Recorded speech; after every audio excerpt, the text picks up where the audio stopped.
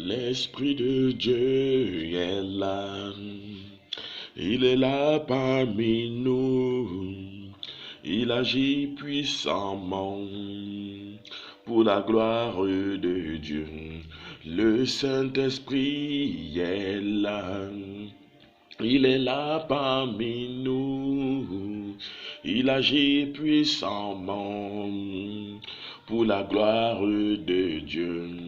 L'onction de Dieu est là, elle est là parmi nous, elle agit puissamment pour la gloire de Dieu. Le Saint-Esprit est là, il est là parmi nous, il agit puissamment pour la gloire de Dieu. Father, I thank you. I give you the praise, I give you the honor. Father, thank you for this teaching. Have your way in our midst.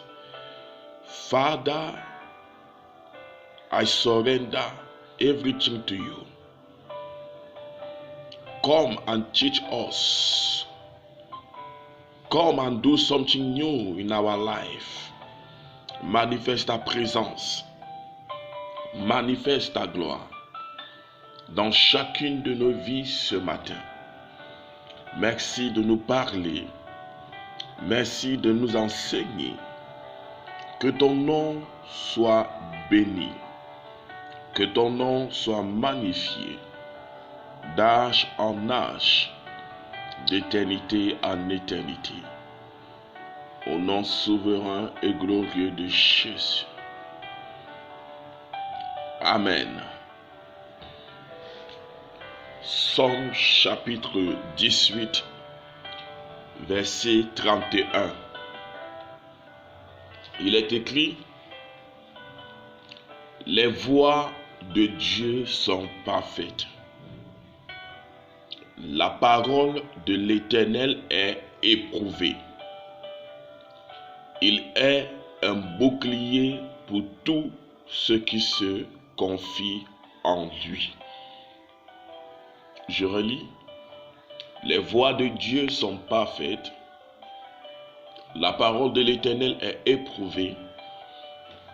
Il est un bouclier pour tous ceux qui se confient en lui. J'aimerais à travers ces quelques minutes nous parler sur ce que j'ai intitulé l'épreuve de la parole.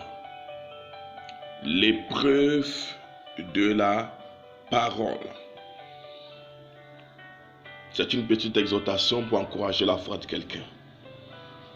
La Bible dit que la parole de Dieu est éprouvée.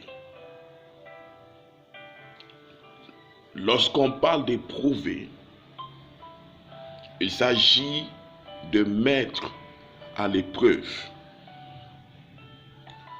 Il s'agit de tester un homme ou quelque chose dans l'optique de voir si cet homme ou cette chose a toutes les qualités voulues. Lorsqu'on parle de l'épreuve de la parole, il s'agit de la parole qui est testée. Il s'agit de la parole qui est mise à l'épreuve. La Bible dit dans le livre d'Ésaïe 45, verset 7, « Je forme la lumière et je crée les ténèbres. Je donne la prospérité et je crée l'adversité. Moi, l'Éternel, je fais toutes ces choses. » Dieu dit qu'il forme la lumière et il crée les ténèbres. Lorsque nous parlons de la lumière, il s'agit de Christ. Et Christ est la manifestation physique de la parole. Dieu dit, j'ai formé Christ, entre guillemets, et j'ai créé les ténèbres. Si les ténèbres n'avaient pas existé, la lumière n'aurait jamais été révélée. Le but des ténèbres, c'est pour manifester la lumière. Ce sont les ténèbres qui permettent à la lumière de se manifester. Ce sont les ténèbres qui viennent révéler la lumière. Si Pénina n'avait pas existé, Samuel ne serait jamais venu. Si Goliath n'avait pas existé, on n'aurait jamais entendu parler de David en Israël. Lorsque Dieu a oint David, il a créé les ténèbres afin que les ténèbres puissent révéler la lumière qui était en lui. Dieu dit qu'il forme la lumière. Lorsque Dieu te parle, lorsque Dieu te fait une promesse, lorsque tu reçois des enseignements, c'est la lumière qui est en train d'être formée au-dedans de toi. Chaque fois que tu es enseigné, tu reçois la lumière divine. Tu es éclairé. Tu es illuminé. C'est la raison pour laquelle, dans le livre des Psaumes, il est écrit que la révélation de tes paroles est claire. Et dans le psaume 119 que nous connaissons tous, le psalmiste dit, ta parole est une lampe à mes pieds. Ta parole est une lampe. Ça veut dire que lorsque Dieu t'enseigne, lorsque Dieu te fait une promesse, lorsque tu écoutes beaucoup d'enseignements et de prédications, mon frère, ma soeur, prépare-toi. Parce que la parole qui est en toi sera éprouvée. Parce que la parole que tu as reçue sera éprouvée. Il faut comprendre les principes de fonctionnement du monde spirituel. À partir de ce que nous vivons dans le physique. Lorsque nous recevons des cours à l'école, il y a ce qu'on appelle l'évaluation. Le but de l'évaluation, le but des examens, ce n'est pas pour nous tuer. Nous avons été enseignés pendant 9 mois. Et au dernier trimestre, tu dois composer un examen. Le but de l'examen, c'est pour t'amener dans la classe supérieure. On examine ceux à qui on a dispensé des leçons. On examine ceux à qui on a dispensé des cours. Lorsque Dieu t'enseigne, tu vas passer par l'examen de la parole. Tu vas passer par l'examen divin. Je vais te dire quelque chose. Ce n'est pas le fait pour toi d'écouter les enseignements qui font de toi un enfant de Dieu authentique. Ce n'est pas le fait pour toi d'écouter les prédications et de recevoir les prophéties qui fait de toi un enfant de Dieu véritable.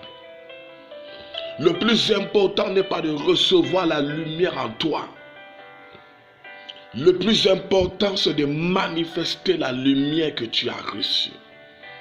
Ce qui fait de toi un véritable enfant de Dieu, c'est la manifestation de la parole que tu as reçue. Plusieurs enfants de Dieu reçoivent la parole. Même les mondains écoutent parfois des prédications. Mais est-ce que vous manifestez cette parole? Les enfants de Dieu reçoivent la parole. Ils reçoivent des enseignements. Lorsqu'ils tombent sur un prédicateur qui a le rhéma, pendant ces messages, les gens seront excités. Les gens vont dire I receive. Ils vont dire ça c'est la révélation, ça c'est la dimension. Mais leur vie s'arrête à ce niveau. Plusieurs personnes se bornent seulement à écouter.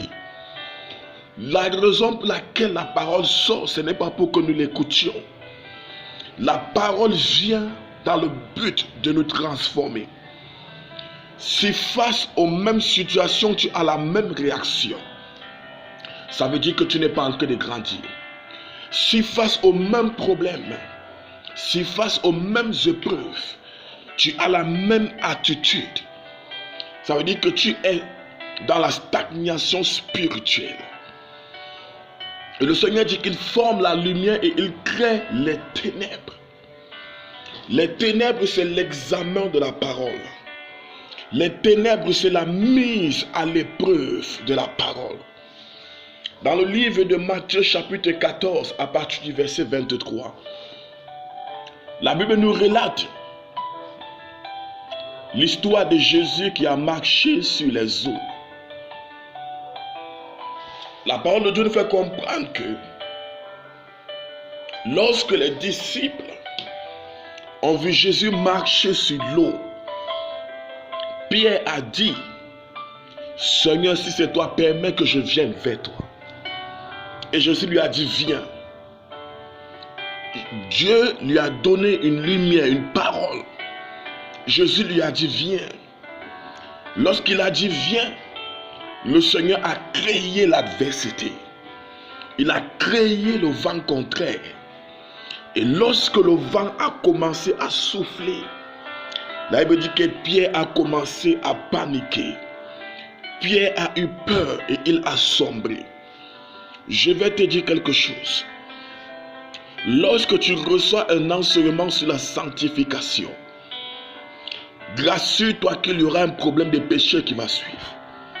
Lorsque tu reçois un message sur l'amour, Dieu va créer la haine. Dieu va permettre que la haine vienne vers toi pour tester la parole de l'amour que tu as reçu. Et plusieurs parmi nous, nous échouons au niveau du test. Lorsque tu dis, Seigneur, donne-moi la force d'aimer.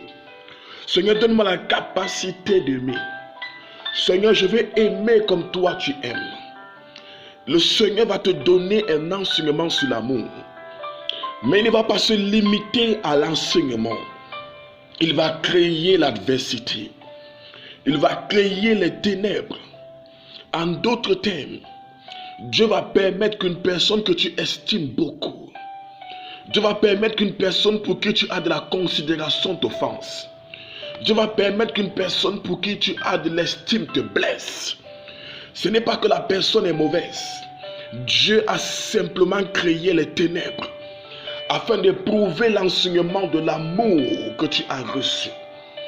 Et plusieurs nous échouons à ce niveau. Nous commençons à dire, ah, lui il est comme ça. Non, elle est comme ça. Et c'est comme ça que tu as échoué le test. Je vais te dire quelque chose, mon frère, ma soeur. Une leçon qui t'a été apprise par Dieu et qui n'a pas été comprise par toi sera reprise mais avec un coefficient supérieur. Regardez comment Pierre s'est levé pour marcher. Dieu a créé le vent. Il y a des vents contraires qui vont venir. Lorsque Dieu te donne un enseignement, il crée le vent contraire. Lorsque Dieu te donne une révélation, il crée le vent contraire. Lorsque Dieu t'amène à une autre dimension de la parole, il va créer le vent contraire. Lorsque je viens t'enseigner, lorsque ton pasteur t'enseigne sur la puissance du pardon, tu as reçu l'enseignement sur le pardon. Dieu vient créer maintenant l'adversité. Dieu vient maintenant créer les ténèbres. Dieu permet que ton père te blesse. Dieu permet que ton meilleur ami te blesse. Il ne va pas permettre que ce soit un inconnu. Parce que lorsque c'est un inconnu qui nous offense, ça ne nous dit absolument rien. Dieu va permettre que quelqu'un à qui tu es attaché vienne te blesser. Qu'est-ce qui est en train de se passer? Tu es en salle d'examen. Tu es en salle de composition. Et lorsque tu vas commencer à prier en disant, Seigneur, qu'est-ce que je dois faire? Dieu ne va jamais te répondre. Parce que la réponse se trouve dans l'enseignement qu'il t'avait déjà donné. C'est la raison pour laquelle pendant l'examen, les professeurs sont toujours calmes. Parce qu'ils t'ont déjà tout donné. Ils t'ont donné la connaissance nécessaire afin de pouvoir aborder l'épreuve avec succès. Mais plusieurs parmi nous, nous échouons lorsque Dieu crée l'adversité. Lorsque Dieu crée les ténèbres, nous commençons à nous compromettre. Lorsque Dieu te donne un enseignement sur la prospérité, Dieu va former les ténèbres des épreuves qu'il va faire venir vers toi. Tu vas passer par le désert. Tu vas passer par les difficultés. Mais quelle sera ton attitude? Il y a des personnes qui vont penser à la rétrogradation. Il y a des personnes qui vont penser à la compromission. Comme les enfants de Dieu, comme les Israélites, qui disaient à Moïse, il fallait nous laisser en Égypte. Si on savait, on retournait en Égypte. Lorsque Dieu commence à éprouver la parole qu'il a déposée en toi, tu dis, si je savais, je restais avec cet homme. Si je savais, je n'abandonnais pas ce gars qui me soutenait. Mon frère, ma soeur, je veux te dire quelque chose. Lorsque Dieu crée les ténèbres, lorsque Dieu crée l'adversité, c'est pour que la parole qui est en toi se manifeste. La parole ne doit pas seulement être en toi. La parole doit sortir de toi. La parole doit sortir de toi. Ne garde pas la parole en toi. Sors la parole de toi. Manifeste la parole de toi. Lorsqu'on te blesse, manifeste la parole. Lorsque tu es fauché, manifeste la parole. Lorsque tu es malade, manifeste la parole. Lorsque tu es oppressé, manifeste la parole. Lorsque tu es détesté, manifeste la parole. Lorsque tu es persécuté, manifeste la parole. Lorsque tu es trahi, manifeste la parole. Lorsqu'on t'a profondément blessé, manifeste la parole. La raison pour laquelle Dieu forme la lumière et crée les ténèbres après, c'est pour que les ténèbres viennent révéler la parole. Il y a des situations que le Seigneur va permettre. Il y a des cas que le Seigneur va permettre, des circonstances que le Seigneur va permettre. Et les circonstances que Dieu permet sont l'opposé de la parole que tu as reçue. Lorsque Dieu crée ces circonstances contraires, c'est pour révéler la lumière qui est en toi. C'est parce qu'il a déposé la parole. C'est parce qu'il a déposé l'enseignement. C'est parce qu'on t'a prêché. C'est parce que tu as écouté les directs. Maintenant, Dieu vient tester cette parole. Mon fils, ma fille, je t'ai enseigné pendant 1 an. Tu as écouté les prédications pendant 10 ans. Maintenant, je viens créer l'adversité. Est-ce que tu seras capable de mettre en pratique ce que la parole dit? Est-ce que tu seras capable maintenant de pratiquer ce que tu as reçu?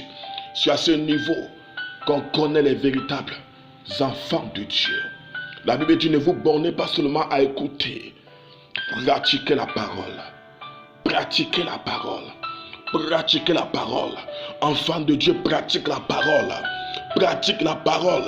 Lorsqu'on te blesse, non, je coupe les ponts. Non, je me retire. Lorsqu'il y a quelque chose, tu commences à prendre des décisions. Pratique la parole. Pratique la parole. Lorsque tu es fauché financièrement, tu commences à penser à un dragueur. Tu crées un mensonge pour appeler par-ci, pour appeler par-là. Est-ce que tu as été de pratiquer la parole? Que fais-tu de ce qu'on t'a enseigné? Que fais-tu des révélations que Dieu t'a données? Que fais-tu des méditations que toi-même tu pratiques chaque jour? L'épreuve de la parole. Sache que chaque fois que tu es enseigné, le Seigneur va tester cette parole qu'il a déposée en toi. Et le but, c'est pour que la parole qui est en toi sorte de toi. Manifeste la parole. Amen. Merci Seigneur. Que ton nom soit béni et célébré ce soir. Merci de rendre ministère au cœur de ton peuple. Donne-leur de comprendre qu'être enfant de Dieu n'est pas le fait d'écouter la parole, mais de la pratiquer. Au nom de Jésus-Christ. Amen. Shalom, que le Seigneur vous bénisse.